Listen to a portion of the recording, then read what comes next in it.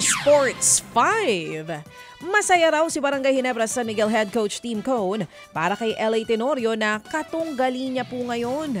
Pinuri ni Cone ang Magnolia Hotshot sa tila mas handa raw na pumasok sa laban kumpara sa Ginebra.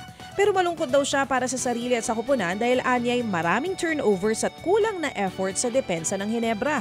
Tinalo ng Magnolia si Tenorio o tinalo ng Magnolia ni Tenorio ang Ginebra sa pagbubukas po ng PBA Golden Season 80-73. Tuloy din bukas ang aksyon sa PBA Philippine Cup bukas mga kapatid. Maghaharap ang Meralco Bolts sa bagong kupunan na Titan Ultra Giant Risers.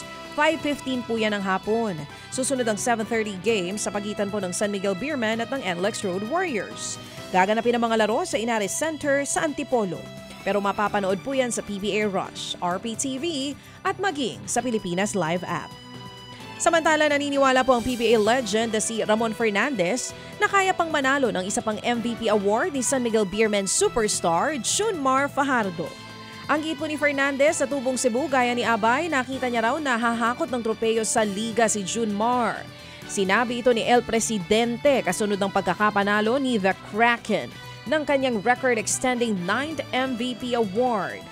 Pero binasag po ni Fajardo, hawak ni Fernandez ang record sa pinakamaraming MVP na 4, kapantay po yan ng kay Alvin Patrimonio.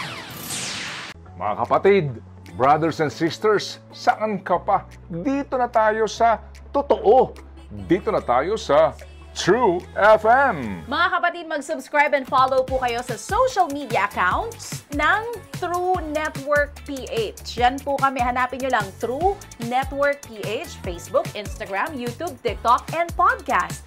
Mapa Apple or Spotify man yan, mahahanap nyo kami. Lahat ng mga napapanood at napapakinggan nyo po sa programa, nasa social media accounts namin yan. So paano mga kapatid?